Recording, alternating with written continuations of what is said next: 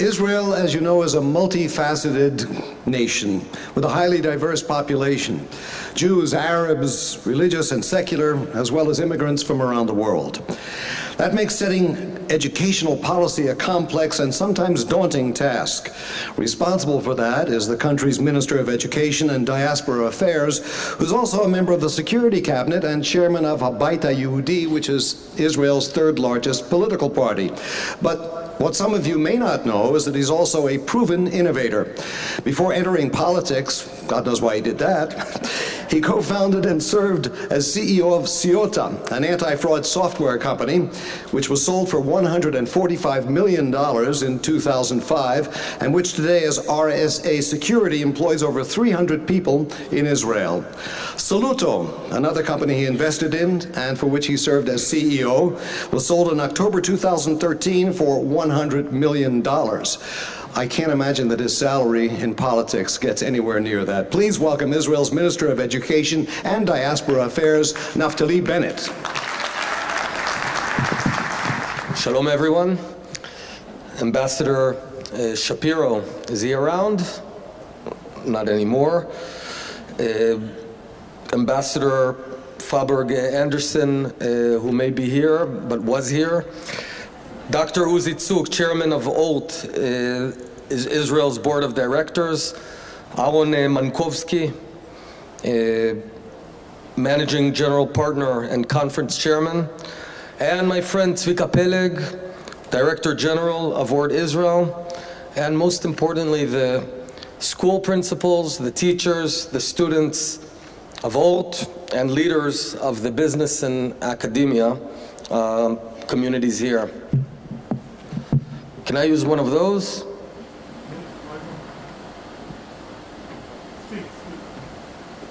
One, two? There we go. So, we've got a heck of a challenge. The pace of progress and the pace of change, technological change now, is exponential. So let's explain. We all are familiar with Moore's law, that every 18 months the number of transistors on a chip doubles itself. And that means effectively that computation power across the world doubles itself every year and a half. That's exponential. The pace of exposure of kids and humans to new data, exponential. The general pace of new technologies is exponential. Now, the human being is built to adapt. We are adaptable creatures, but not that adaptable. Our pace is a linear pace of adaptivity.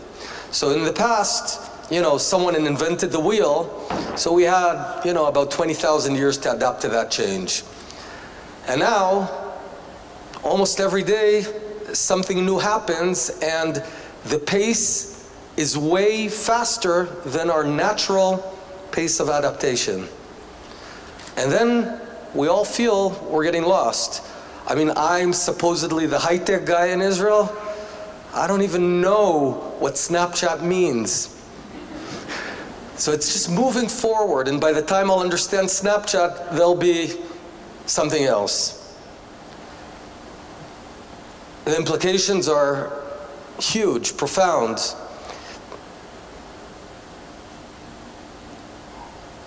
A bunch of the jobs that exist today are evaporating very, very quickly.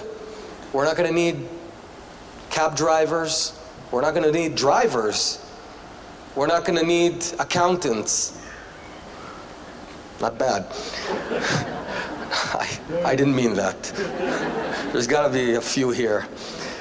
But we're not going to need so many things, and we don't know yet what we're not going to need. The only thing I know is that a girl entering elementary school right now, she'll be entering the job market in about 15 years, 16 years. studies, army, India, psychometric. Actually, and then as she studies, she'll begin working. And all we know is that we don't know anything. And about half of the jobs that are going to exist then don't yet exist. We don't even know how to define the jobs that are going to be waiting for her at the end of the line. So what do we do? How do we deal with this? The short answer is, it ain't easy. But there's a few fundamentals that if we get them right, there's a better chance that we'll succeed. The first thing is basic tools. Basic tools, high quality English, high quality math, high quality STEM, science, technology. That's a basic. And even as things change, you need to have those strong fundamentals, whatever happens. That's a given. The second thing is, and this is a very different thing from what we had in the past, we need to get kids and to develop kids who are adaptable from day one. They have to grow into adaptation, grow into change, and that's an instinct that goes against our basic instincts. So we have to train them for changes. Now there are organizations that do that well. One of them is Tzahal, the IDF. In the IDF, by definition, you know, I commanded a commando company, Pluga, and the pace of change was crazy. And all I knew is I don't know anything, and you just have to adapt very quickly. But we have to import that sort of embrace of change into our education system. How do we do it? That's tough. A few ideas. Give kids lots of tasks, changing tasks, real tasks to change Israel now. Go out in your neighborhood, take a mission. Give a kid the challenge to build a play for his neighborhood about whatever he wants. That's a challenge that prepares you for life, because you have to organize people and argue and coalesce and this and that and organize, you know, get someone to volunteer the equipment. So we have to build kids to embrace change. And I think we can learn from the IDF. I think we can learn from youth movements, like the Scouts, like Bnei Akiva, like Noar Oved. You know that in Israel, we've got lots of guests here, in Israel, adults are not the instructors in Scouts. It's kids who instruct kids. So they go to summer camps and they have these huge projects where they build these machines out of wood that do all kinds of things, these mechanisms. That trains kids for responsibility and change. We have to import it, and Tzvika is doing just that in Olt. Every time I see Olt, every time I visit Olt, I'm always seeing kids at a very young age exposed to extraordinary challenges. Keep it up and raise the bar. The third thing, though, is this rapid change that turns us into global citizens. It also dislocates us a bit from a emotional, from a value standpoint. Am I the citizen of the world? Yeah, I am. But I'm also a Zionist Jew living here in Israel. And I'm connected, and I need to be connected. You see, what we're seeing in America, what we saw in the elections in America, what we saw in the Brexit, is a backlash to a feeling of people getting lost, losing our identity. Those folks said, we want to be American. We want to go back to some America. And we should not disrespect those emotions. They're real, vivid emotions.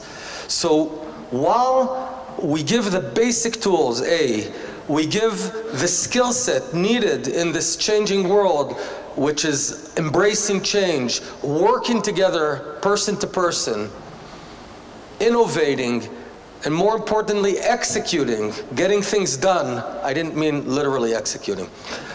All of that is important, but we need the third element, which is strengthening our basic identity here in the land of Israel, knowing our history, knowing our roots. And that strengthening of our roots can allow me then to fly out to new regions. That's what we're doing today. That's exactly what we're doing today. Our main goal, and I think everyone has already heard this 1,000 times, we have to change, and we are changing the trend of 10 years of a decline in math and science in Israel.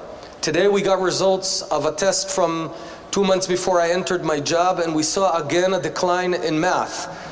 And everyone's complaining that I'm over-obsessed with math. I admit I'm guilty of it. I'm over-obsessed, and I'm going to continue obsessing with math and science. Because through math and science, we're doing the single most important thing in Israel, affording an equal opportunity for every kid. I got to share with you this data set. Listen to this. 2 out of 100 kids that grow up in Ofakim in the south have 5 units math. 25 out of 100 kids in Ramat HaSharon have 5 units math. 2 out of 100 kids in Chatzor HaGlilit in the north have 5 units math. 26% of kids in Kiryat Ono have 5 units math. Almost 0% in Rahat, the Bedouin town of Rahat, have 5 units math. And we all know that with 3 units math, you can't go far today. It might be unpopular to say it, it might be not politically correct, I don't care. This is simply wrong. You take 2 identical twins, you put one to grow up in Ofakim and another in Tel Aviv, the second one has a much higher chance of succeeding. In Israel of 2016, that is wrong, morally wrong, economically wrong. That's anti-Zionism. We have to provide an equal opportunity for an Arab girl in the south, for a Haredi in Bnei Brak, and for a kid in Ofakim, and a kid in Ramat HaSharon. And how do we do it? Through this, through STEM, through science, through English. And we're going to continue. English, math, science. English, math, science, while strengthening our Jewish identity. And it's starting to work. The tide has turned. And I've just run out of my time.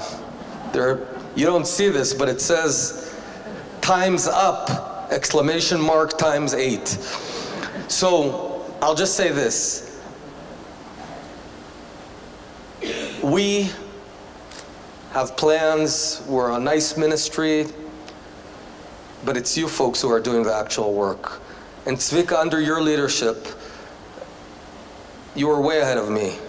You knew all of this before I came, and you've been doing it. So I know there's friends of old here. I can't emphasize more the success of old, going to tough areas. They don't take the easy path, they always take the tough path, and bringing in science, and bringing in innovation, and bringing in good values of loving our country. All together, there's no contradiction. Keep it up, Tzvika. Keep it up, principals, teachers, students, and of course, friends of old. You do yours, I'll do mine. And God willing, we'll succeed. Thank you very much. רשת אורט ישראל, סטארט-אפ אדיוקיישן. לפרטים נוספים היכנסו לאתר.